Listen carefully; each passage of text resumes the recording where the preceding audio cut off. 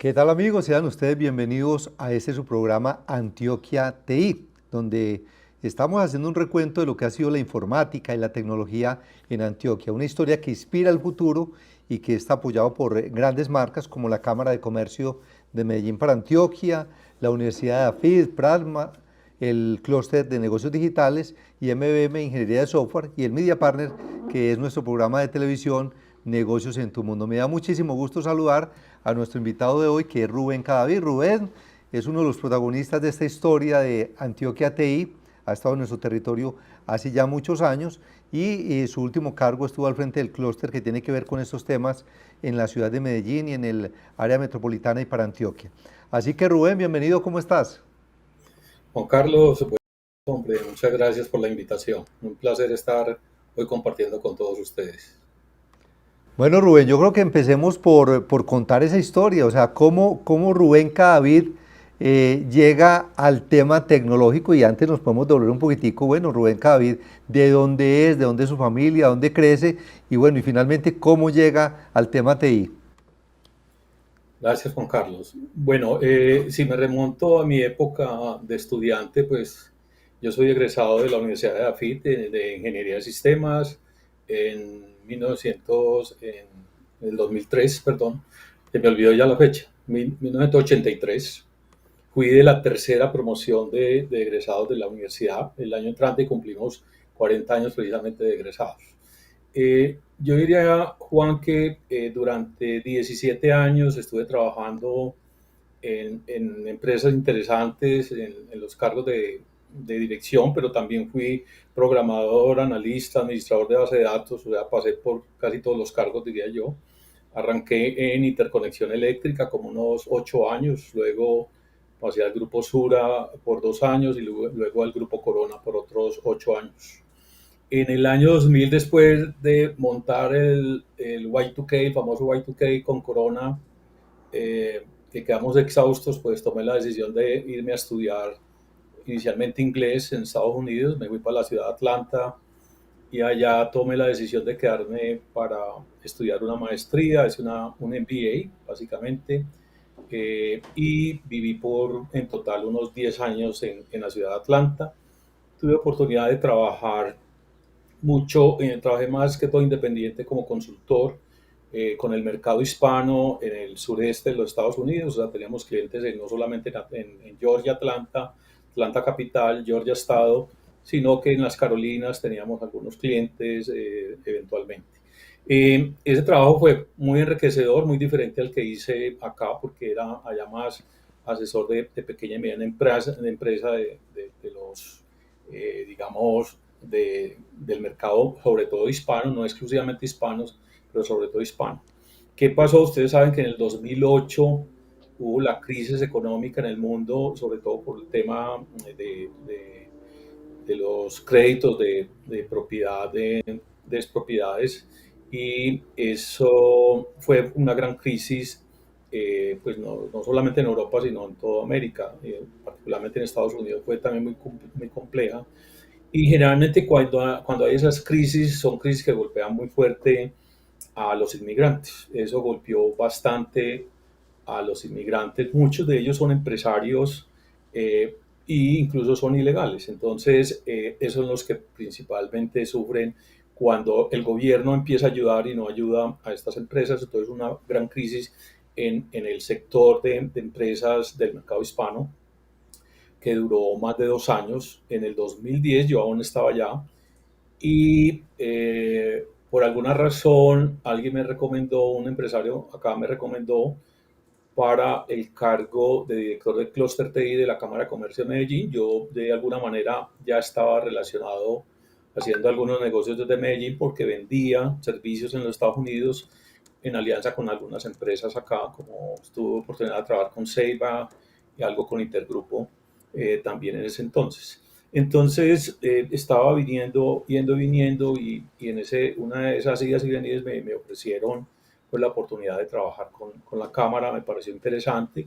Tuve una entrevista como en diciembre del 2010 y en, en marzo, básicamente finales de febrero viajé y en marzo asumí la responsabilidad de clúster. Esa responsabilidad, Juan Carlos, pues me pareció interesante porque pues, realmente era un concepto nuevo para mí. La estrategia clúster es un concepto de desarrollo económico.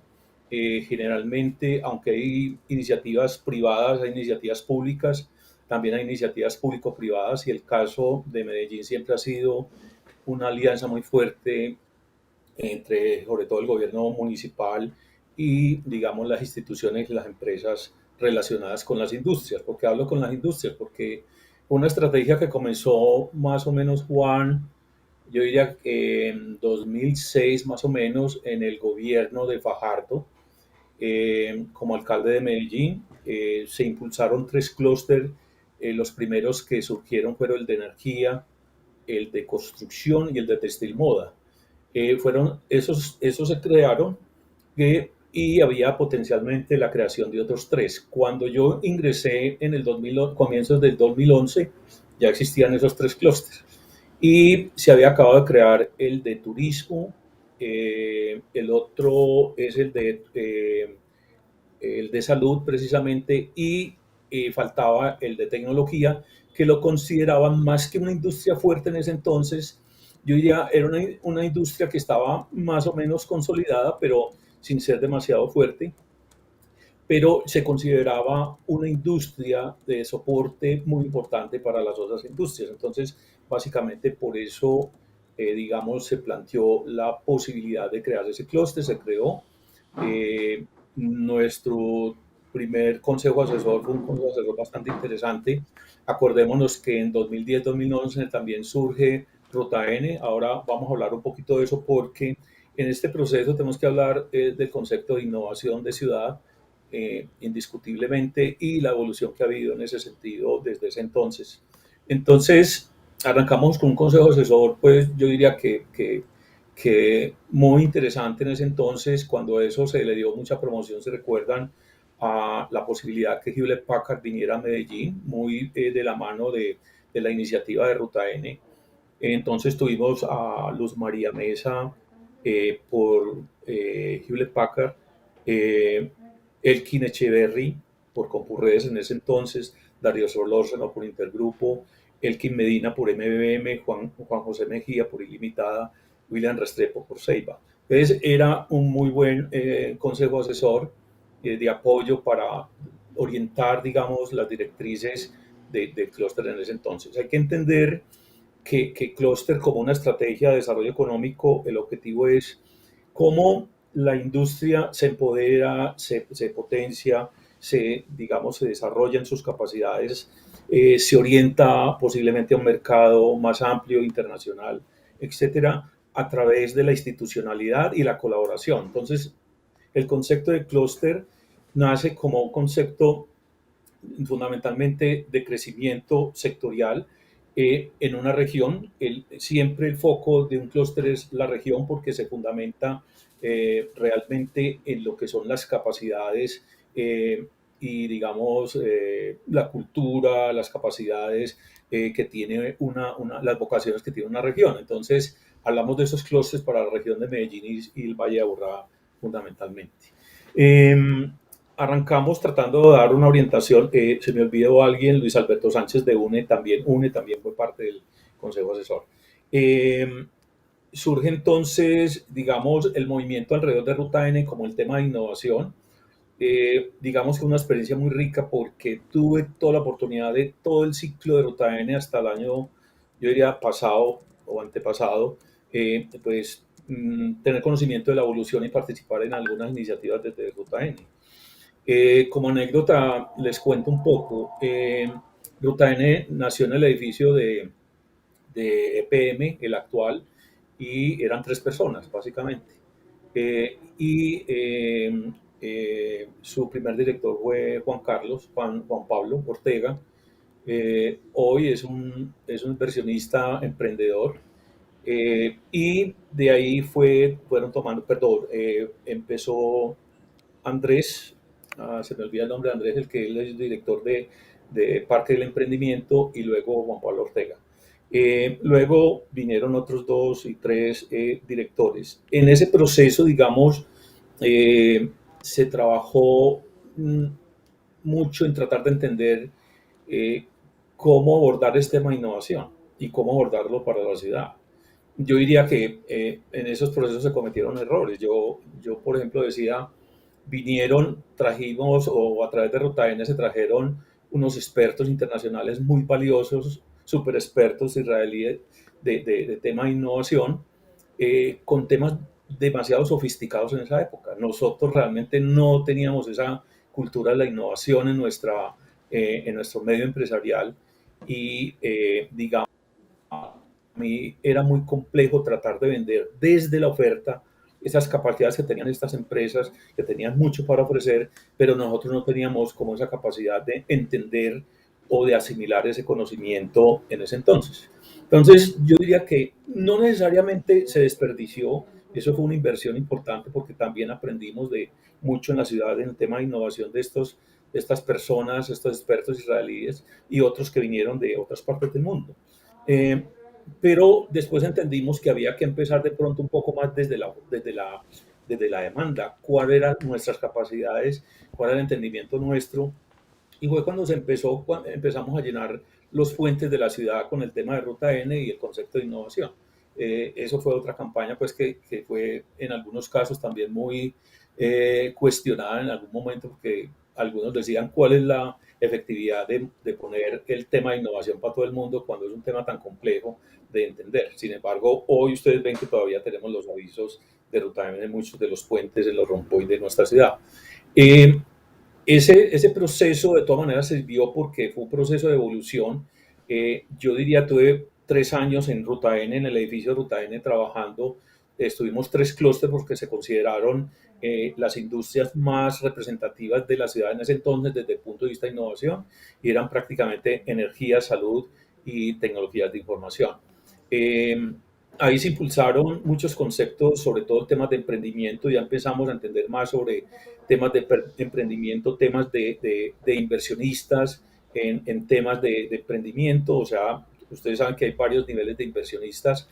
Empezamos a ver inversionistas en Medellín, sobre todo del exterior. Empezamos a ver gente a nivel nacional, porque el movimiento también fue a nivel nacional a pretender ser inversionistas para aportar en proyectos o iniciativas de emprendimiento. Empezamos a desarrollar capacidad institucional también. Entonces, hubo una evolución interesante y empezamos a aprender. Yo diría que este movimiento lo aprovecharon muy bien las empresas grandes y en parte se cuestionó a Ruta N en ese entonces, porque más adelante, porque decía, ¿por qué estamos apoyando mucho más a la empresa grande que tiene capacidad financiera y no a la empresa pequeña, mediana? Entonces, yo diría que fue parte del proceso. Las empresas grandes empezaron a involucrar el concepto de innovación dentro de sus empresas, digamos, de su día a día, y hubo un aprendizaje interesante. Pero también esas empresas empezaron a jalonar spin-off y emprendimientos independientes y empezaron a apoyar. Hoy en día yo diría que nosotros tenemos un ecosistema, pues no diría que es el más fuerte, pero sí ha crecido mucho desde el año 2010 cuando se creó Rutan en la ciudad.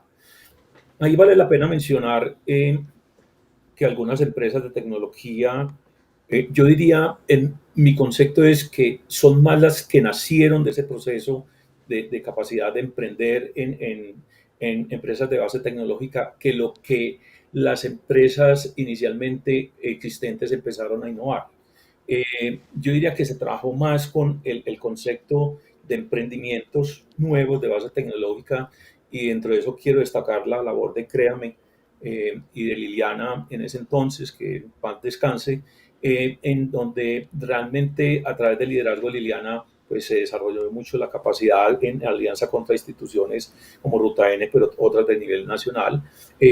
Montó un centro, Créame, el centro de aceleración, que hoy sigue funcionando, que lo maneja Juan Manuel Higuita, que también trabajó con nosotros desde la alcaldía de Ruta N. Entonces, digamos, dejo ese tema de innovación, paso a otra experiencia interesante y al final voy a concentrarme en la industria. Eh, Otra experiencia interesante fue la oportunidad de conocer muchas iniciativas a nivel internacional. Eh, En el 2012 tuvimos oportunidad de viajar a la China, un grupo grande, pagado todo por el gobierno de la China, a hacer un curso sobre parques de desarrollo tecnológico en la capital. Y básicamente las personas de todo el país viajamos muy relacionadas o con el tema de tecnología, investigación en parte, o centros de desarrollo académicos en ese tema de todo el país. Fue un grupo interesante. De Medellín viajamos algunos empresarios, poquitos de Intersoftware. Intersoftware quiero decir que siempre ha estado vinculado al clúster desde su creación. De hecho, pues varios de sus miembros del consejo asesor eran entonces miembros de Intersoftware y ellos trabajaron con la cámara antes de que yo llegara, Rubén, pues para la creación del clúster. ahí me parecería importante como que expliquemos exacto como las funciones del clúster y las funciones de Intersoftware y cómo se interrelacionaban o se han venido interrelacionando ambas entidades. Sí, señor. Básicamente, digamos que Intersoftware siempre ha sido una asociación de empresarios que pretenden desarrollar la suma de capacidades, colaborar entre ellos. eh, en- Inicialmente fueron muy enfocados a temas de formación, en temas de capacidades, incluso de estrategia y de gestión de sus empresas. Ellos tienen grupos de colaboración en la parte contable, grupos de colaboración en la parte jurídica, pero obviamente también han tratado de, durante todos estos años, de desarrollar proyectos de manera conjunta. Hay un aspecto de evolución interesante hoy en Intersoftware. Primero, que ya hay más de 40 empresas como miembros de Intersoftware el día de hoy. Y segundo, que crearon el centro pues, para exportación de servicios, el cual es un logro importante. Yo quiero, digamos, resaltar ese hecho porque es complejo eh, la, no solamente lograr la cohesión de las empresas que asuman una responsabilidad conjunta y colaboren entre sí. Está demostrado que es el tema más complejo dentro de la estructuración de redes de valor o redes de colaboración o incluso los mismos clústeres. Intersoftware, en parte con ayuda nuestra, tuvimos oportunidad de trabajar con ellos en varias iniciativas todos estos años, pero una de ellas fue precisamente ayudarles a, de alguna manera, un poco en la parte económica, pero yo digo más en la parte incluso de revisión de conceptos legales en la institucionalidad y en modelos de colaboración, un poco con, en este caso, con Carolina González, que ya no es la directora, pues que fue la directora pasada. Con ellos venimos trabajando, siempre hemos sido claros que el Consejo Asesor de Clúster siempre tendrá un grupo de por lo menos tres, digamos, empresas representantes de Intersoftware, lo que quiere decir que el clúster siempre ha estado bajo la influencia y, digamos, el direccionamiento de esos líderes de industria desde Intersoftware, y ha sido un interés, obviamente, de la Cámara que esa institucionalidad esté ahí representada a través de los empresarios. Si bien los empresarios hacen parte del consejo, la directora en este momento también participa en unas mesas de trabajo. Hay una mesa que institucionalizamos el año antepasado que se llama Mesa de Software y TI, que elaboramos, diseñamos a través de un estudio donde nos decía cuáles eran las falencias y las necesidades de la industria. Entonces, lo que hicimos fue identificar las principales necesidades y luego esta mesa viene trabajando de manera institucional porque trabajamos con el grupo de TI de FENALCO, trabajamos con la Cámara de Comercio de Aburrasur, el clúster de TI e Intersoftware en una sola mesa, en toda una mesa, pero en beneficio de los, digamos, de las necesidades y identificación de oportunidades para la industria. Hemos hecho programas, desarrollado eventos, hemos hecho programas de formación en el tema de exportación de servicios, el tema de este modelo que montó Intersoftware bajo su liderazgo para exportación de servicios y muchas otras iniciativas, por ejemplo, el tema de talento humano que siempre ha sido crítico, se ha venido trabajando con eso desde el año pasado, por ejemplo. Eso es una ilustración, Juan, en ese sentido. Entonces, es bastante amplio, pues, la participación de ambas instituciones en ese sentido, y de eso se trata básicamente el clúster. Por eso, desde el año pasado, antepasado, venimos trabajando con Cámara Burrasur y con su grupo de innovación y competitividad, y por eso venimos trabajando también con el grupo de FENALCO Antioquia, el grupo de tecnología de FENALCO Antioquia. Rubén, ¿y Mm, cuáles consideras que puedan ser como las principales ejecutorias del clúster ahora que ya entregaste esa responsabilidad? O sea, ¿qué podríamos decir como los principales logros? Mira, hubo una evolución, ha habido una evolución en ese proceso y parte ha sido nosotros en el gobierno de Federico Gutiérrez se hizo una reevaluación de los clústeres y se trabajó en un concepto que se llama estrategia de especialización productiva. Esa estrategia básicamente lo que hizo es, hombre, ¿dónde están las capacidades de la región y cómo combinamos capacidades? Te explico. Energía es un clúster y es un sector muy valioso en la región. Salud es un clúster y es un clúster. ¿Cómo combinamos las capacidades de la industria de TI con energía y con salud? ¿Cómo combinamos las capacidades de eficiencia energética con la industria textil y moda y con la industria de turismo? Entonces, esa especialización de productiva fue el direccionamiento que se planteó desde entonces y se ha venido trabajando con eso. Como consecuencia de eso, se han venido trabajando en mesas especializadas, que ha sido una evolución, un aprendizaje todo este tiempo en ese sentido. Y voy a poner un ejemplo. Nosotros tenemos una mesa de industria 4.0 muy institucional principalmente, pero también con orientación hacia los empresarios. Es una mesa donde está UPB, Bolivariana, acabamos de incluir porque sigo miembro de la mesa, participando en la mesa, acabamos de incluir al SENA, acabamos de incluir a la escuela, la EIA, la Universidad de EIA, pero también está el CTA, estaba la Agencia de Cooperación e Inversión de Medellín. Ustedes saben qué ha pasado, entonces, bueno, se retiraron finalmente, pero también estuvieron muy activos previamente y estamos unos consultores independientes especializados en temas de transformación digital. Digamos, se ha dado mucho impulso a la temática de transformación digital a través de estas mesas de trabajo con temáticas específicas. Una es Industrias 4.0, otra es Industrias Creativas, que hay otro grupo que se llama Síntesis, que lo lidera el CESDE con alianza con la Cámara, pero hay un grupo de empresas inscritas en prestación de servicios, en servicios creativos digitales básicamente. Eh, y hubo otra mesa de salud digital que no nos funcionó. No todas funcionan, hay que ser honesto, porque hay veces el proceso de cohesión entre los empresarios no funciona bien y entonces no se abren hacia colaboración. Y eso nos ha pasado en varias oportunidades, honestamente les cuento. Todavía somos en parte egoístas con compartir conocimiento, abrirnos un poco hacia los demás nos da dificultad, es parte del aprendizaje que hemos hecho, pero precisamente es parte de lo que se manejan ahora en estos grupos de interés. Lo otro es que en la evolución de esas mesas, Juan, básicamente la Cámara lo está trabajando en el contexto de llevarlos hacia ecosistemas de colaboración, o sea, un contexto un poco más amplio donde no hayan específicamente una institución o una empresa, sino que realmente haya unas comunidades específicas que le aporten a una temática específica, como por ejemplo, hay una comunidad que ya se llama, o ecosistema que se llama el de moda y textil, por ejemplo.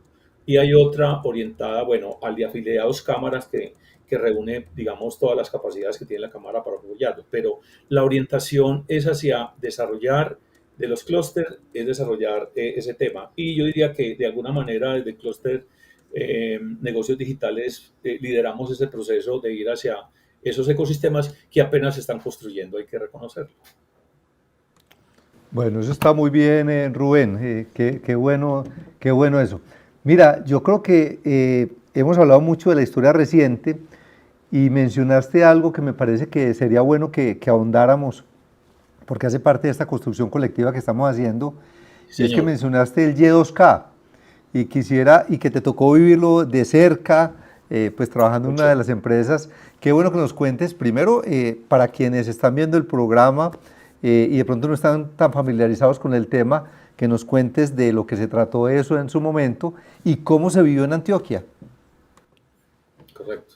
Podemos hablar en general en Colombia porque fue, pues, digamos, una situación compleja por las expectativas que creó. Y el Y2K en inglés o Y2K fue el cambio de siglo. O sea, el planteamiento que se hacía era que la mayoría de las aplicaciones desarrolladas años atrás en lenguajes, sobre todo de tercera generación, estaban diseñados para manejar las cifras del siglo XX, o sea, el 1900 hasta el 99, y que los programas estaban diseñados, que se diseñaron tiempo atrás, pues no, la gente no pensaba todavía en manejar operaciones con el año 2000, 2001, 2002, etcétera, hacia adelante. Entonces, en el mundo se creó, digamos, yo diría que casi que un mito alrededor del tema diciendo va a haber un caos en el mundo porque muchos de los sistemas, digamos, de guerra diseñados, de protección para entre los países para protegerse de los otros, de sus enemigos, todos los sistemas bancarios y todos los sistemas desarrollados estaban sin tener, se diseñaron sin tener en cuenta el manejo de los años del siglo XXI, o sea, del 2000 en adelante.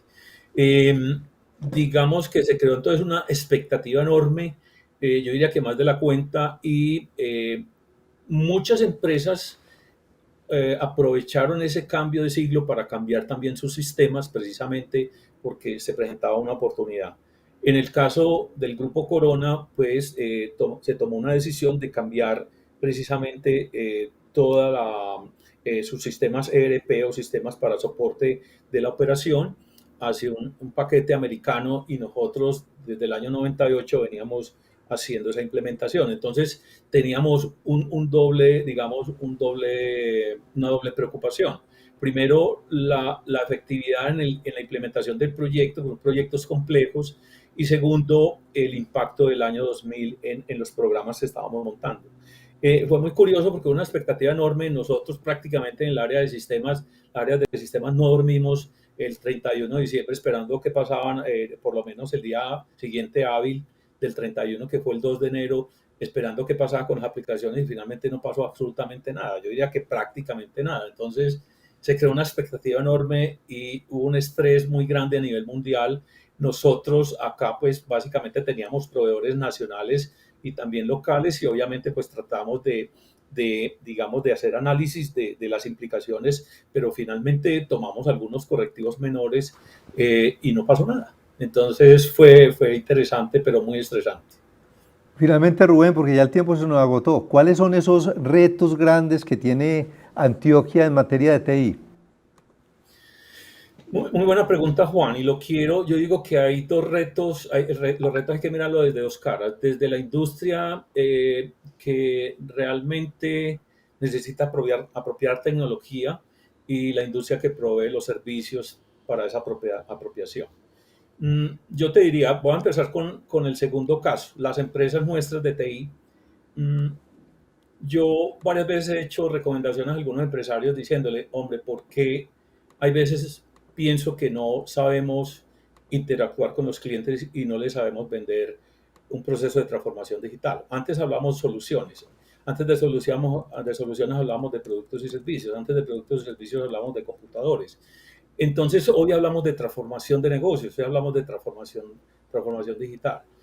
Y yo considero que hay empresarios que venden todavía soluciones o venden productos y servicios, no venden procesos de transformación. Entonces, ahí hay una falencia de algunas empresas, no así que todas ni mucho menos, pero hay unas empresas que tienen que entender que las empresas del sector real necesitan son procesos de transformación, entender cómo la tecnología facilita, digamos, la eficiencia, cómo facilita la eficiencia en sus empresas, cómo diferenciarse a través de nuevos procesos de interacción con el cliente, experiencias de cliente, nuevos desarrollos de productos y servicios, o innovar en nuevos modelos de negocio en productos y servicios. Todo eso lo provee la tecnología, pero hay empresas que no saben vender ese concepto. De hecho, me ha tocado que algunos me piden, hay veces, vos vas en el frente y me ayudas a vender el concepto y yo luego vendo el producto, ahora como consultor. Y eso es real. Entonces, eso es un concepto hoy de la industria. Lo otro es que nuestra industria en el 2010 era una industria muy orientada, Juan, hacia venta de aplicaciones muy administrativas para el mercado local. Ese era más o menos el contexto general. Te estoy hablando del 2010 cuando yo llegué de los Estados Unidos. La industria se fue obviamente especializando, vinieron los conceptos, pero la industria en gran parte hoy necesita exportar servicios. La situación con talento humano no da para estar todavía dependiendo del mercado local y más en la situación actual. Los hoy de la economía mundial y los temas de deficiencia de talento humano hace que esos modelos de negocios de parte de la industria tengan que evolucionar definitivamente en algunos casos.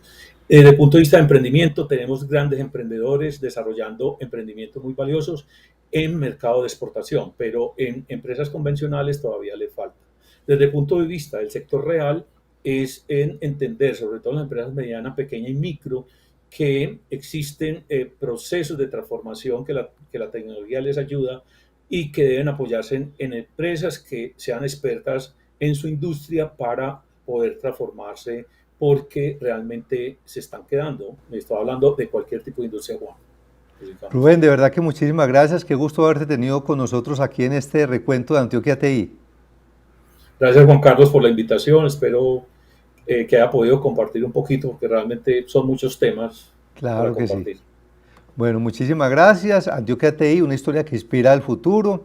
Ya saben que es un programa que hemos hecho con la Cámara de Comercio de Medellín para Antioquia, la Universidad de AFID, Pragma, el Clúster de Negocios Digitales, MBM Ingeniería de Software y nuestro programa de televisión Negocios en tu Mundo. Así que nos vemos entonces en el próximo capítulo de Antioquia TI. Muchas gracias, Rubén. Feliz día para todos. Muchas gracias a ti, Juan Carlos.